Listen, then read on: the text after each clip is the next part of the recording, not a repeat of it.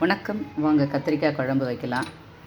First வந்து கொஞ்சம் மிளகு, கொஞ்சம் வெந்தயம், சீரகம் இதை வந்து லேசாக ஃப்ரை பண்ணிக்கிறோம்.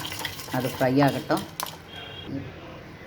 இப்போது கொஞ்சம் பூண்டு, எத்தனை பல் இருக்குது பார்த்துக்கோங்க. கொஞ்சம் தேங்காய், கருவேப்பிலை இதையும் ஃப்ரை பண்ணிக்கலாம். இது ஃப்ரை ஆகிறதுக்கு கொஞ்சம் டைம் ஆகும். அந்த சமயத்தில் நாம் இதை பார்த்துக்கலாம். ஓகே, நல்லெண்ணெய் கொஞ்சமாக ஊற்றினா போதும். பஸ் இப்போ இதில் இஞ்சி, கருவேப்பிலை, பெரிய வெங்காயம், ஜஸ்ட்டு ஒரே ஒரு பெரிய வெங்காயம் கொஞ்சம் பெருசாகவே கட் பண்ணிக்கோங்க. தக்காளி, இந்த தக்காளியும் போட்டேன். கொஞ்சம் நேரம் வதங்கினா போதும். இங்கே வந்து பூண்டும்,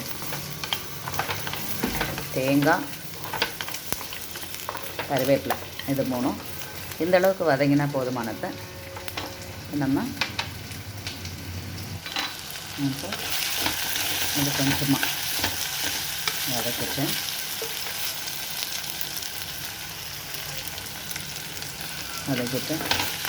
அதுக்கப்புறம் வந்து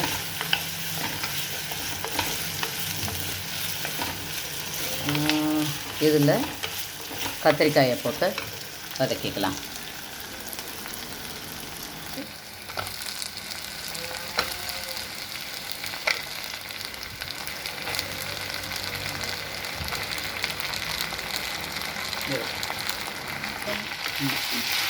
இதையும் கொஞ்சம் வதக்கிக்கலாம். இந்த சமயத்தில் கல் உப்பு போட்டுக்கலாம். கொஞ்சமாக கல் உப்பு. ஆனால் உண்மையிலுமே உப்பு வந்து தப்பு, சாப்பிடக்கூடாது. இந்த கலவையை வந்து நம்ம மிக்சியில் குறைன்னு அரைச்சி போட்டுக்கலாம். புளி தண்ணி இருக்குது, இந்த புளியை வந்து கரைச்சி அதோடு சேர்த்துக்கலாம். அவ்வளவுதான். இது இங்கே வெந்துக்கிட்டு இருக்கட்டும். அதுக்குள்ளே நம்ம ஃப்ரை பண்ணி வச்ச அந்த மிளகு, சீரகம், தேங்காய், பூண்டு, கருவேப்பிலை இது எல்லாத்தையும் கொஞ்சம் பெருங்காயம் போட்டு அரைச்சிக்கலாம். நம்ம என்னெல்லாம் எடுத்து வச்சுருந்தோமோ அதை நல்லா கொஞ்சம் குறைன்னு அரைச்சிட்டேன். அந்த கலவையை எடுத்து இதில் போட்டுக்கலாம்.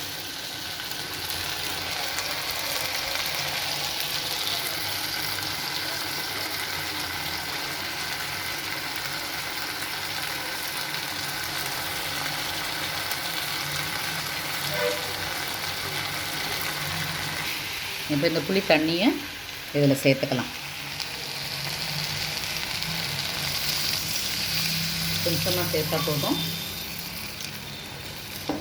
தேவையான அளவு புளி தண்ணி, கொஞ்சம் தண்ணியும் சேர்த்துக்கிறேன்.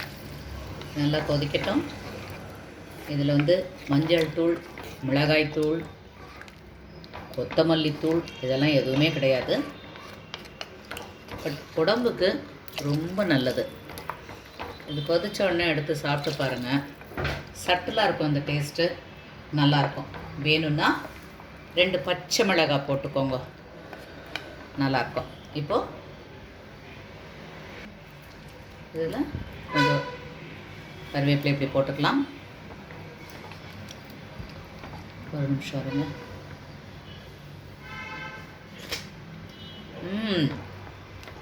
நல்லாயிருக்கு.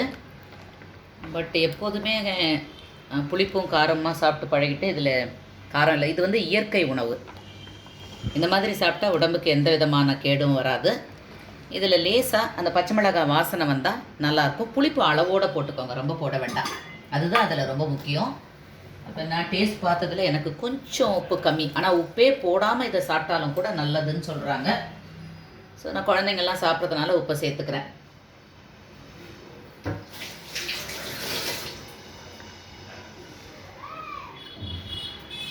ஓகே, யாம் பெற்ற இன்பம் பெருகை வையகம். பாய். காரம் வேணும்னு விருப்பப்படுறவங்க பச்சை மிளகாய் நான் ஒன்றே ஒன்று கீறியிருக்கேன். மற்ற ரெண்டும் வந்து வாசனைக்காக போடுறேன். அந்த வாசனை நல்லாயிருக்கும். நல்லா கொஞ்சம் காரம் வேணும் அப்படின்னு நினைக்கிறவங்க வந்து பச்சை மிளகாய் கீரி போட்டுக்கோங்க. ஆனால் நிறைய காரம் சாப்பிடாமல் இருக்கிறது நல்லது. ஓகே.